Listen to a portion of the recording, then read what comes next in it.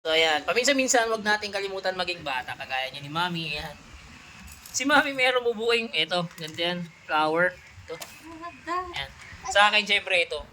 Ang tagal kong inantay nito kasi laging naliligaw yung parcel natin to. So ayan.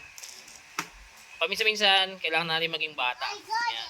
So, ang tawag dito yung pag-heal daw ng inner child. So tara, let's go, buuin natin to. So ayan, buksan na natin siya. So may pala.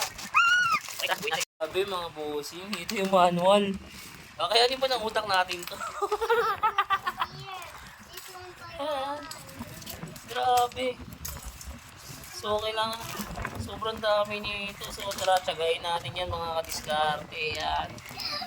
And after 30 minutes, siguro mahigit na yata. Ito na yung progress natin. Ito pa yung mga dapat natin buuin. So, antay-antay lang, tignan natin.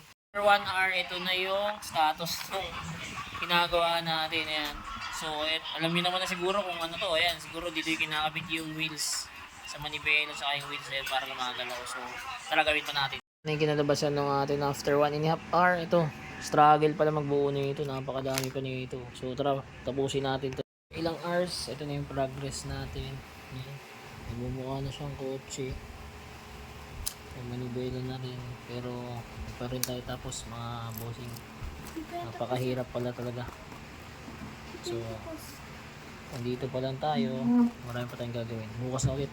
Ayan, good morning. Inumaga na tayo mga bossing. Kasi hindi pala biro to gantong Lego. Oras talaga ang ilalaan natin pala dito. So, ito na lang yung natitirang mga pieces natin.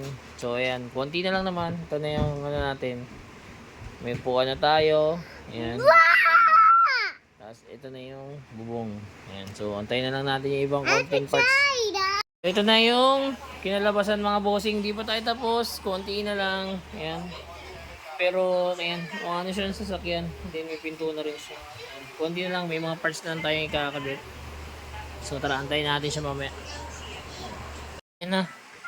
After 10 hours, nabuo din natin yung ating Lego Lambo. Hindi pa natin nakabit yung mga stickers. Pero, goods naman na siya. Ayan. Angas din yan kasi yung pinto niyan mga bossing yan. So ito. Yung pinaka naka-top down yan. Napakaangas. Top down. Sarap bumalik sa pagkabata. Ayan. Siyempre, para maangas yung pinto din, no, di ba? Ayan.